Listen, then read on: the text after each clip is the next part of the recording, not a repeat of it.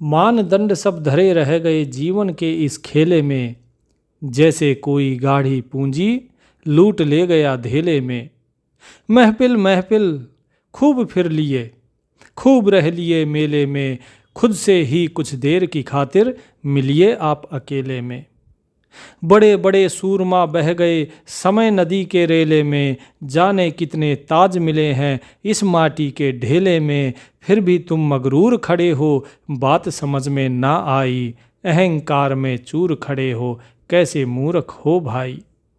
कैसे समझ न पाए जग को, कैसे समझ न पाए जग को, जग तो केवल सपना है। हरि भजन में बीते जो पल, वही समय तो अपना है। सतगुरु कबीर साहिब भी कहते हैं, कबीरा इस संसार को समझाऊं कै बार, पूंछ जो पकड़े भेड़ की उतरा चाहे पार। कि कितना समझाऊं इसे, ये फिर भी समझता नहीं है। भेड़ की पूंछ पकड़कर ये सोचता है कि मैं पार हो जाऊंगा। अरे जो खुद तैरना नहीं जानता, वो तुम्हें कैसे पार लगा सकता है। इतनी बाणी मैं कथी जितना बालू रेत, इस 84 के जीव को एक न लागी हेत। कि मैं तो इतना प्रवचन और इतनी वाणियाँ सुना चुका हूँ, लेकिन ये 84 का जीव है, ये सिर्फ सुनता है, एक कान से सुनकर और दूसरे से निकाल देता है। ये समझता ही नहीं जो मैं इसे समझाना चाह रहा हूँ। इसे अपने हित और अहित की बात समझ में नहीं आती है, तो बताइए इसका कल्याण कैसे होगा। तो कबीर साहब माया के बारे में बता रहे थे, और माया के साथ कबीर साहब का जो संवाद था, उस संवाद में कबीर साहब ने बताया कि कर्म प्रधान है या नाम प्रधान है, कौन बड़ा है। यदि नाम ही सब कुछ है तो कर्म का क्या महत्व है, फिर शास्त्रों का क्या महत्व है। एक एक करके कबीर साहब ने समझाया। माया प्रश्न करती है कबीर साहब से कि कबीर, मैं मानती हूँ कि नाम ही आत्मा का सहारा है, परंतु एक बात और है। तुम कहते हो कि नाम जपने से मुक्ति मिलती है, परंतु नाम तो जिह्वा से बोला जाता है। क्या केवल शब्द बोलने से मुक्ति संभव है? क्या जिसने भीतर से नाम को अनुभव ही नहीं किया, उसे भी मुक्ति मिल जाएगी? कबीर साहब ने इसका उत्तर दिया और बड़े ही धैर्य भाव से बोले, माया तूने प्रश्न अच्छा पूछा है। सबसे पहले तो सभी भक्त को ये समझना होगा कि नाम जप और नाम अनुभव में क्या भेद है। केवल जिह्वा का नाम और हृदय का नाम, इन दोनों में क्या अंतर है? माया ने पूछा, कबीर तुम कहते हो नाम ही मुक्ति का द्वार है, परंतु ये बताओ क्या केवल जिह्वा से राम राम बोलने से मुक्ति हो जाएगी? क्या बिना हृदय की लगन के नाम का कोई अर्थ है? तो लोग तो हजारों बार नाम जपते हैं, फिर भी उनके जीवन में परिवर्तन क्यों नहीं आता? कबीर साहिब ने कहा कि नाम दो प्रकार का है। माया, तूने जो पूछा है वो नाम दो प्रकार का है। एक है जिह्वा का नाम जो केवल मुंह से बोला जाए, और दूसरा है हृदय का नाम जब आत्मा से उस नाम को जिया जाए। जो वाचा नाम है जो कि जिह्वा से बोला जाता है, और दूसरा है मनसा नाम, यानी कि जिसे अजपा जाप बोलते हैं। ये दोनों ही देखा जाए तो जिह्वा का ही नाम है। और फिर हृदय का नाम कौन सा हुआ? हृदय का नाम होता है अनहद नाम।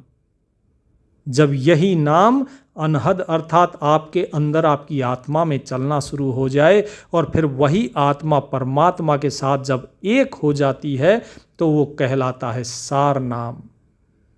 सार नाम कोई अलग से नहीं है। जब आपकी आत्मा परमात्मा एक हो जाती है, तब वही सार नाम में परिवर्तित हो जाता है और स्वयं निज रूप में परिवर्तित हो जाता है। वही निज नाम कहलाता है। जिह्वा का नाम तो हवा के समान है, ये कानों को छूकर चला जाता है, परंतु हृदय का नाम वो अग्नि है जो भीतर की मलिनता को जला देता है। कबीर साहब ने एक उदाहरण देते हुए कहा कि एक तोता राम राम बोलता है, लोग सुनकर हंसते हैं, कि देखो ये तोता बड़ा भक्त है, परंतु क्या वो तोता मुक्त हो जाएगा? नहीं, क्योंकि उसके भीतर भाव नहीं है। दूसरी ओर एक प्रेमी है जो अपनी प्रेयसी का नाम लेता है। वो नाम लेते ही उसकी आंखें भीग जाती है, हृदय कांप उठता है। वो केवल शब्द नहीं बोलता, वो अनुभव करता है। तोता और प्रेमी दोनों नाम लेते हैं, परंतु केवल प्रेमी का नाम जीवित है, तोते का नाम तो मृत है। क्योंकि तोता केवल शब्द बोलता है, उसमें भाव नहीं है, और प्रेमी के नाम लेने में भाव है। तो जो आत्मा का नाम होता है, ये भाव का नाम है। जब आपके अंदर भाव जागृत हो जाता है, तभी वास्तव में वो अनहद और वो सार नाम वो जागृत होता है। तो इसीलिए जब नाम का सुमरन किया जाता है तो उसके अर्थ और भाव के साथ ही सुमरन किया जाता है। अन्यथा वो नाम केवल तोता रटंत है, वो वास्तव में शब्द हैं, वो नाम नहीं रहता। तो एक शिष्य लोहगढ़ी ने पूछा, गुरुदेव, यदि केवल हृदय का नाम ही फलदायी है तो जिह्वा का नाम तो व्यर्थ है, फिर हम क्यों बार बार जाप करें?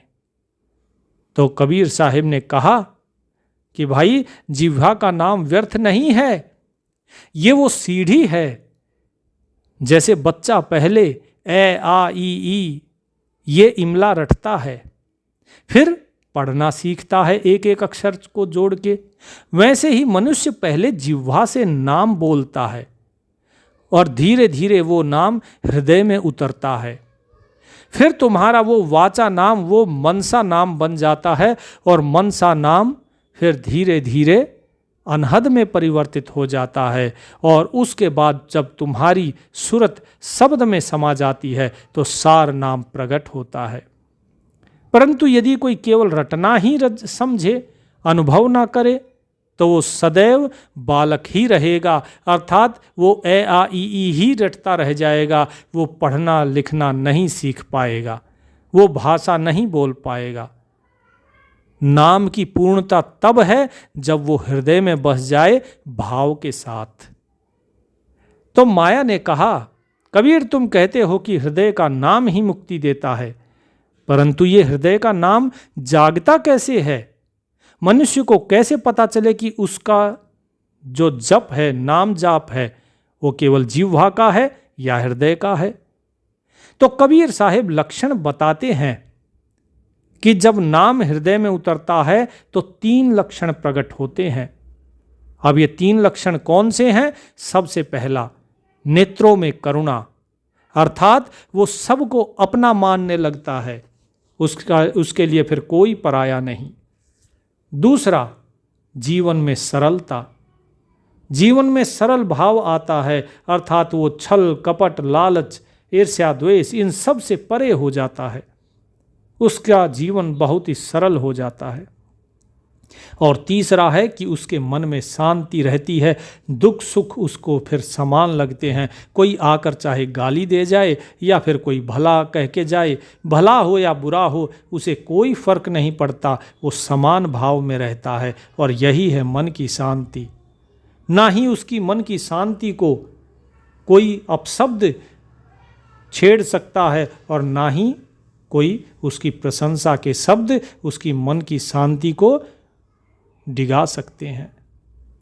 और ये लक्षण ना हो तो समझो कि नाम अभी जिह्वा तक ही है, और यदि ये लक्षण प्रकट हैं तो जान लो कि नाम आत्मा में बस गया है।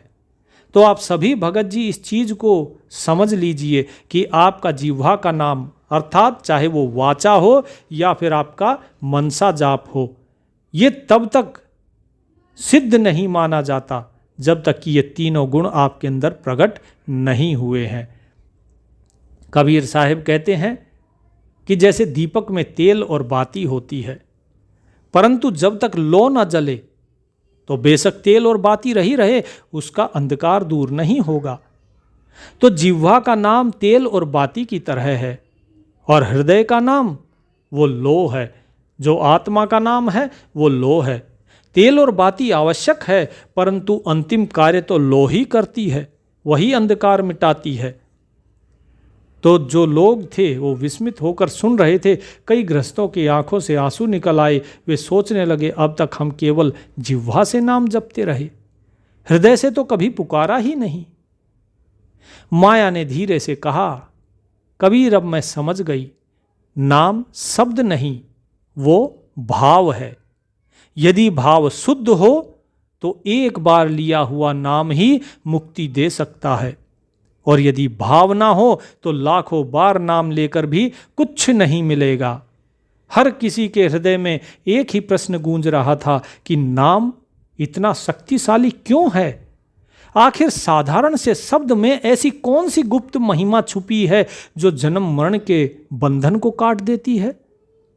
कबीर साहिब शांत भाव से आसन पर बैठे थे। तो माया कहती है कि अब तक मैं समझ चुकी हूं कि केवल जिह्वा का नाम व्यर्थ है और हृदय का नाम ही फलदायी है, परंतु अब मुझे यह जानना है कि नाम में ऐसी शक्ति क्यों है। आखिर वो कौन सी रहस्यमयी धारा है जो नाम लेने वाले को काल और बंधन से मुक्त कर देती है? क्यों मैं नाम लेने वाले को बांध नहीं पाती हूं? क्यों काल उसे अपने बंधन में नहीं रख पाता है जो नाम सुमिरन करता है सच्चे भाव से? कबीर साहिब ने कहा कि सुन माया, नाम कोई साधारण शब्द नहीं है। नाम और नामी में भेद नहीं है। यह भेद तो तब तक है जब तक व्यक्ति अज्ञानी है, जब तक वो भाव के साथ सुमिरन नहीं कर रहा है। यह भाव अलग अलग प्रकार का है। भाव एक है जो मस्तिष्क से, आपकी बुद्धि से पैदा हुआ। एक भाव है जो आपके मन के द्वारा पैदा हुआ, और एक भाव है जो आपके हृदय की गहराइयों से, आपकी आत्मा से प्रकट होता है। जो पुकार आत्मा की अंदर से, आत्मा के अंदर से जो पुकार प्रकट होती है, वही भाव सर्वश्रेष्ठ है। और जब ऐसा होता है तो नाम और नामी में भेद नहीं रहता। नामी का अर्थ है परमात्मा, कि जिसका नाम है। तो जैसे सूरज है और उसकी किरण है, सूरज और उसकी किरण अलग नहीं होते, वैसे ही परमात्मा और उसका नाम भी अलग नहीं है। जब तू नाम लेते हो तो समझो कि तुम सीधे परमात्मा को स्पर्श कर रहे हो। नाम के अंदर प्रेम रखो, क्योंकि नाम ही उस परमात्मा का जीवन स्वरूप है। इसलिए नाम में वही शक्ति है जो स्वयं परमात्मा में है। जिस प्रकार सूर्य के अंदर वही तपिश है जो उसकी किरणों में है, सूर्य के अंदर वही प्रकाश है जो उसकी किरणों में है, इसी प्रकार ये नाम और वो परमात्मा अर्थात वो नामी दोनों एक ही हैं। ये कोई साधारण शब्द नहीं है। जिस प्रकार परमात्मा प्रकाशमान है, इसी प्रकार ये नाम भी आपके हृदय में प्रकाश उत्पन्न कर देता है। लेकिन इस चीज़ को समझने के लिए, इसका अनुभव करने के लिए भाव की आवश्यकता है, क्योंकि ये नाम रखने वाला कोई नहीं है। ये नाम कोई शब्द नहीं है, जैसा कि हे माया तूने अभी कहा कि नाम केवल शब्द नहीं है, ये भाव है। लेकिन भाव को भी किसी न किसी माध्यम से तो जाहिर किया ही जाएगा, तभी तो इस संसार को पता लगेगा। इसीलिए नाम के माध्यम से उस भाव को जाहिर किया जाता है। कबीर साहिब कहते हैं, समुद्र और तरंगों को देखो। लहरें जो होती हैं समुद्र की, वो अलग अलग दिखती हैं, परंतु है तो वो जल ही। वैसे ही परमात्मा सागर है और नाम उसकी लहरें हैं। जो नाम में डूब गया वो सीधा सागर में मिल गया। क्या ऐसा हो सकता है कि तुम लहरों में कूदो और सागर से ना मिलो? तुम कूदते तो सागर में ही हो, बेशक तुमने लहर पे डुबकी लगाई हो, क्योंकि परमात्मा और नाम ये दोनों अभेद हैं। अगर तुम नाम में डूबे तो तुम समझो कि उस परमात्मा में ही डूब गए हो। तो शिष्यों के मन में जिज्ञासा उठी। शिष्य सुरतीदास ने पूछा, गुरुदेव, यदि नाम ही परमात्मा है तो क्या केवल नाम लेने से ही परमात्मा मिल जाते हैं? कबीर साहब ने कहा कि हाँ सुरतीदास, परंतु नाम लेना साधारण उच्चारण नहीं है। नाम तभी फलता है जब भीतर से शरणागति हो। जो व्यक्ति पूरे मन, वचन और तन से समर्पित होकर नाम लेता है, उसके लिए नाम ही परमात्मा का द्वार बन जाता है। जैसे एक अग्नि को अगर देखोगे तो उसकी छोटी सी चिंगारी का टुकड़ा भी पूरे वन को जला सकता है। वो पूरी अग्नि तो नहीं है तो वो छोटी सी चिंगारी ही। वैसे ही नाम की एक सच्ची पुकार भी जन्म जन्मांतर के अंधकार को भस्म कर सकती है। यदि कोई पूरे भाव से एक बार राम कह दे तो वह राम उसके जीवन का आधार बन जाता है। परंतु यदि भाव विहीन होकर हजारों बार बोले तो भी वो केवल और केवल एक ध्वनि रह जाती है, वो अग्नि नहीं बन पाती। तो माया कहती है कबीर साहब से कि कबीर, तुम्हारी बातें अद्भुत हैं, परंतु मैं अभी संतुष्ट नहीं। तुम कहते हो कि नाम ही परमात्मा है। यदि ऐसा है तो लोग इतने समय से नाम ले रहे हैं, फिर भी संसार दुखी क्यों है? क्यों लोग नाम जपते हुए भी स्वार्थ, ईर्ष्या, लालच से मुक्त नहीं हो पाते? कबीर साहब ने उत्तर दिया, माया, नाम अग्नि है, परंतु भीगी हुई लकड़ी में तुरंत आग नहीं पकड़ती। उसे कितना भी जलाओ वो तुरंत आग नहीं पकड़ेगी। बार बार जब अग्नि के पास उसे रखा जाएगा तो धीरे धीरे लकड़ी सूखती है और फिर उसमें अग्नि प्रज्वलित होती है। वैसे ही मन, ये मनुष्य का जो हृदय है, जो मन है, ये वासनाओं से भीगा हुआ है। नाम जाप करते करते धीरे धीरे वो हृदय की वासनाएं सूखती हैं, और जब सूख जाती हैं वे वासनाओं की सारी नदी, तब वो हृदय शुद्ध होता है और तब नाम की अग्नि तुरंत प्रकट हो जाती है। इसीलिए नाम का अभ्यास आवश्यक है। नाम तुरंत नहीं बल्कि धीरे धीरे अपना प्रभाव दिखाता है। जैसे एक बीज बोने से क्या अगले ही दिन वृक्ष तैयार हो जाता है? नहीं, वो समय लेता है। पानी, धूप, मिट्टी सब चाहिए। वैसे ही नाम जप भी बीज है, उसके फलने में समय लगता है, परंतु एक बार जब वो वृक्ष बन जाए तो फिर वो अमर फल देता है। उसके बाद वो पानी, धूप, मिट्टी जो उसे चाहिए उसकी जड़ें स्वयं ही ले लेती हैं।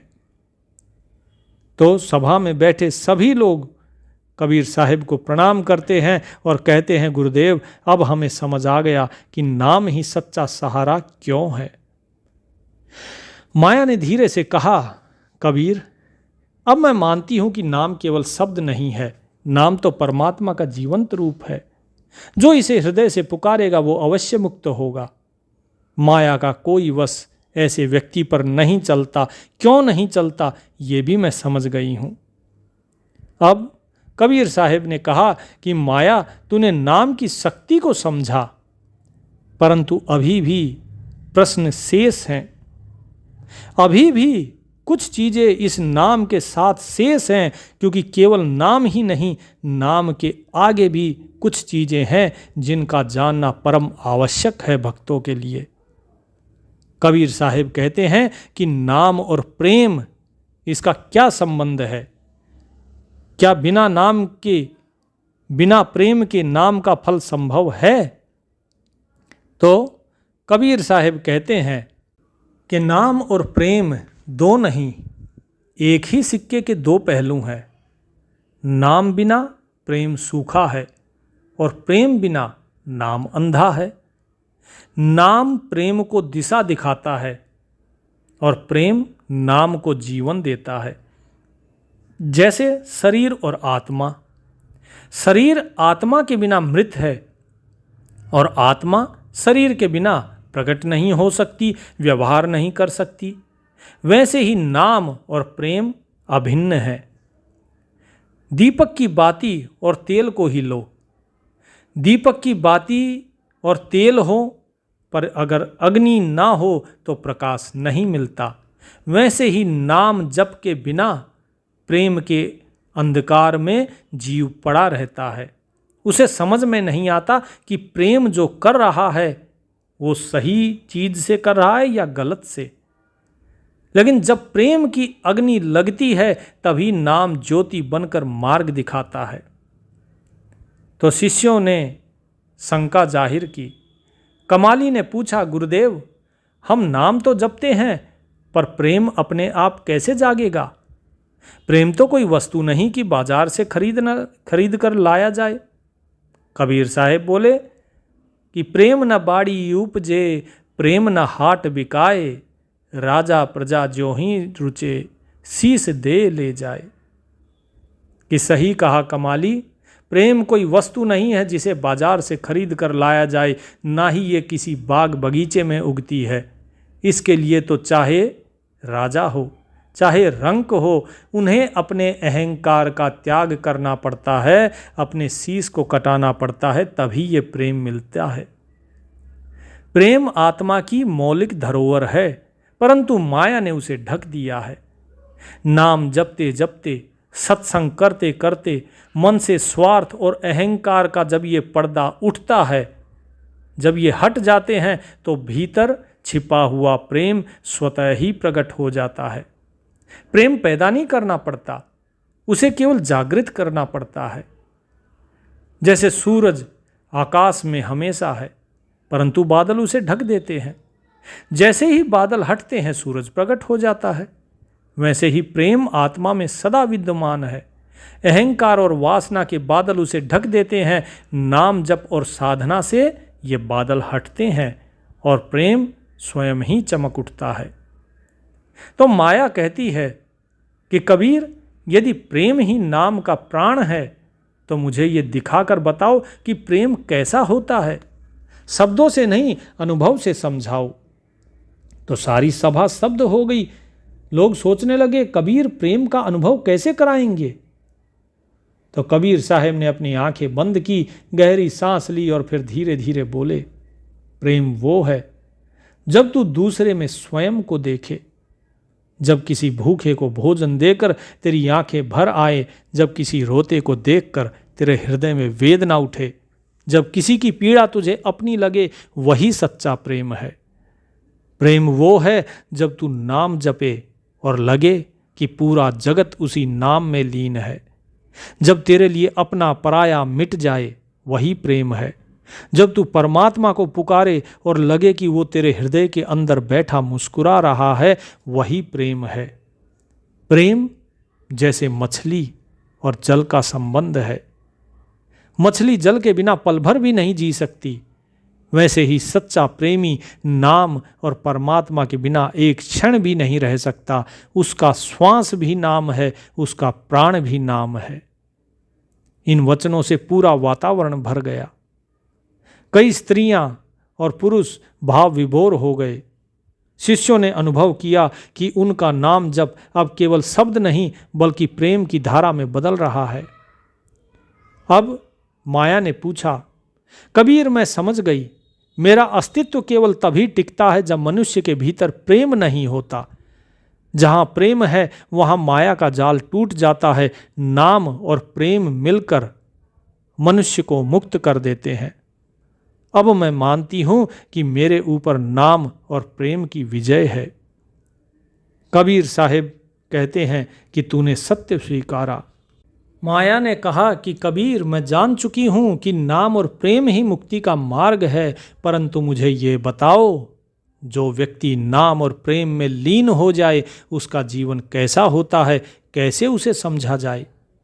कैसे पता लगेगा कि जो व्यक्ति है वो नाम और प्रेम में लीन है या अभी उसका नाम केवल तोता रटंत है, उसके अंदर अभी प्रेम जागृत हुआ कि नहीं हुआ? तो कबीर साहब कहते हैं कि माया, नाम प्रेम से परिवर्तित जीवन साधारण नहीं होता बल्कि अद्भुत होता है। उसका जीवन 3 गुणों से चमकता है: करुणा का प्रवाह, सरलता और संतोष, शांति और समभाव। हर प्राणी को वो अपने समान मानता है। उसे लोभ, दिखावा या संग्रह की आवश्यकता नहीं होती। वो केवल उदर समाना ही लेता है। साईं इतना दीजिए जामे कुटुम समाए, मैं भी भूखा ना रहूं साधु न भूखा जाए। वो केवल इतना ही मांगता है, प्रभु बस इतना ही रखना कि मेरा पेट भर जाए और जो साधु घर पे आए वो भी भूखा ना जाए, बस इससे अधिक नहीं। वो लोक दिखावा नहीं करता, उसे लोभ नहीं होता, उसे जोड़ने का कोई शौक नहीं होता। सुख हो दुख हो लाभ हो हानि हो ये उसे डिगा नहीं सकते, क्योंकि वो प्रभु के अधीन हो जाता है। उसे ये विश्वास हो जाता है कि प्रभु जो कर रहे हैं वो सही कर रहे हैं। जो व्यक्ति नाम प्रेम में लीन है उसका जीवन दीपक के समान है। वो स्वयं जलता है और दूसरों को प्रकाश देता है। नाम प्रेमी मनुष्य उस वृक्ष की तरह है जो स्वयं धरती पर जड़ें जमाए रखता है और आने वाले सभी को छाया देता है। वो ये नहीं देखता कि छाया लेने वाला अमीर है या गरीब है, धनी है या निर्धन है। उसका प्रेम सभी के लिए समान है। जो माली उसे सींचता है वो उसे भी छाया देता है, और जो लकड़हारा उसकी टहनियों को काटने के लिए बैठता है उस पेड़ के नीचे वो उसे भी छाया देता है। वो जानता है कि ये मेरी टहनियों को काटेगा, फिर भी वो उसे छाया देता है, क्योंकि जो व्यक्ति प्रेम और नाम में डूब गया वो अपना पराया ईर्ष्या द्वेष नहीं देखता है। तो जो शिष्य था एक भोला, वो पूछता है, गुरुदेव यदि नाम प्रेमी इतना संतोषी और सरल हो जाता है तो क्या वह संसार के काम छोड़ देता है? क्या वह केवल जंगल में जाकर ध्यान करता है? कबीर साहब हंस पड़े और बोले, भोला तुम सही में बड़े भोले हो। नाम प्रेमी संसार से भागता नहीं, बल्कि संसार में रहते हुए निर्विकार रहता है। वो खेत भी जोतता है, वो करघा भी चलाता है, वो सारे कार्य करता है, परंतु भीतर से परमात्मा में लीन रहता है। कमल कीचड़ में खिलता है, परंतु कीचड़ से अछूता रहता है। वैसे ही जो नाम प्रेमी है वो संसार में रहकर भी संसार से निर्लिप्त रहता है। तो माया बोली, कबीर मैं तुम्हारी बात मानती हूँ, परंतु मुझे ये दिखा कर बताओ, यदि समाज में कोई व्यक्ति सचमुच नाम प्रेम से बदला हुआ जीवन जीने लगे तो समाज पर उसका क्या प्रभाव पड़ेगा? तो कबीर साहब ने गंगा की ओर इशारा करके कहा, गंगा का जल स्वयं निर्मल होता है और जो उसमें स्नान करता है ये जल उसे भी शुद्ध कर देता है। वैसे ही नाम प्रेमी का जीवन केवल उसका अपना नहीं रहता, उसकी संगति में रहने वाला व्यक्ति भी बदलने लगता है। उसके शब्द, उसके आचरण, उसकी दृष्टि सब समाज को प्रभावित करते हैं। जिस प्रकार चंदन का जो वृक्ष होता है उसकी खुशबू आसपास के जितने भी पेड़ पौधे होते हैं उन सब के अंदर समा जाती है, इसी प्रकार जो नाम प्रेमी व्यक्ति होता है उसकी सहनशीलता, उसकी शांति, उसका आचरण, उसके शब्द धीरे धीरे इस पूरे समाज के अंदर समा जाते हैं और सभी को प्रभावित करते हैं। एक दीपक जैसे दूसरे दीपक को जलाता है, ऐसे ही नाम प्रेमी का जीवन है। बंजर भूमि में वर्षा हो तो धीरे धीरे वो भूमि भी उपजाऊ होने लगती है। वैसे ही कठोर हृदय भी नाम प्रेमी की संगत में बैठकर पिघलने लगते हैं। समाज में करुणा, सहिष्णुता और भाईचारा फैलने लगता है। यही है नाम प्रेमी का प्रभाव। तो कई गृहस्थों ने फिर अपने अनुभव सुनाए कि हमने कबीर की संगति में आकर हम झगड़े भूल गए, हमारे घरों में अब शांति है, व्यापार में अब छल कपट नहीं करते। तो कबीर साहब ने कहा कि देखो यही है समाज के ऊपर नाम प्रेमी का जो प्रभाव पड़ता है वो। माया ने कहा, कबीर अब मैं हार गई, नाम और प्रेम के सामने माया का अस्तित्व नहीं है। जिसके जीवन में नाम और प्रेम उतर गए वो न केवल स्वयं मुक्त होता है बल्कि समाज को भी मुक्त करता है। आज मैं तुम्हारा वंदन करती हूँ। और माया ने कबीर के चरणों में प्रणाम किया। तो कबीर साहब ने कहा कि माया, तूने जीवन की परीक्षा कर ली, अब समय है मृत्यु और मुक्ति के रहस्य को जाना जाए। क्योंकि जीवन का अंत ही तो सत्य की अंतिम कसौटी है। तो माया प्रश्न करती है कि कबीर, मनुष्य मृत्यु के समय बहुत व्याकुल रहता है। उस समय उसकी सारी शक्ति, धन, परिवार सब कुछ छूट जाता है। मुझे बताओ, नाम प्रेम से युक्त जीवन मृत्यु के समय क्या फल देता है? कबीर साहब कहते हैं कि माया, जिसने नाम और प्रेम का स्वाद चखा है, उसके लिए मृत्यु का भय नहीं, उत्सव होता है। मृत्यु उसके लिए घर से दूसरे घर में जाने जैसी होती है। जैसे बच्चा गर्भ छोड़कर जन्म लेता है, वैसे ही नाम प्रेमी मृत्यु के पार नए प्रकाश को जन्म देता है। वो यहाँ से स्थूल को त्याग कर और प्रकाशित रूप में अपने मालिक के साथ एक हो जाता है।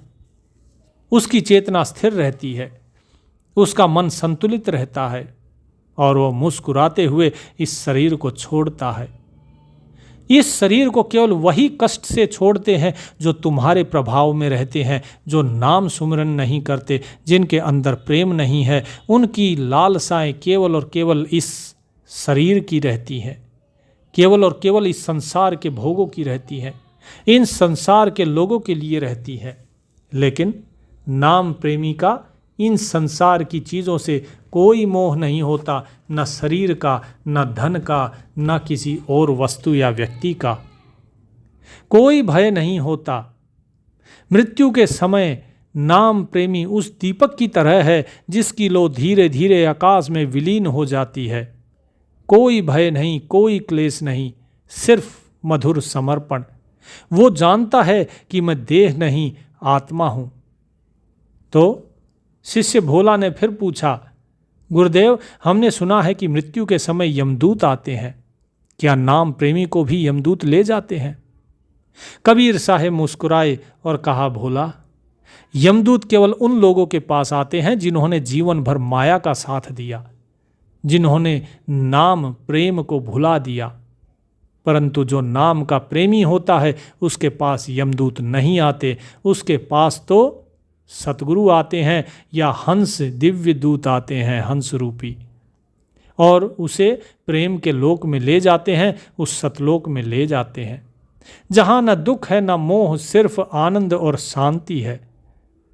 माया बोली, कबीर, क्या तू मुझे ये दिखाकर बता सकता है, क्या कभी किसी नाम प्रेमी ने मृत्यु के समय ये अनुभव किया?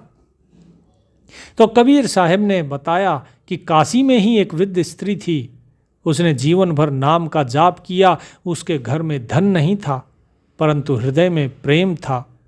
जब मृत्यु का समय आया, उसके होठों पे केवल राम का नाम था, उसके चेहरे पर मुस्कान थी। गांव वाले चकित थे, किसी के जाने का दृश्य इतना आनंदमय भी हो सकता है। तभी एक शिष्य ने कहा, गुरुदेव, लगता है कि यह स्त्री मर नहीं रही, बल्कि किसी मधुर यात्रा पर जा रही हो। यही है नाम प्रेमी की मृत्यु। माया स्तब्ध रह गई। उसने कहा, कबीर, अब मैं पराजित हूँ। मैंने मनुष्य को जन्म जन्मांतर तक बांधा, परंतु नाम और प्रेम के सामने मन नहीं टिक सकी।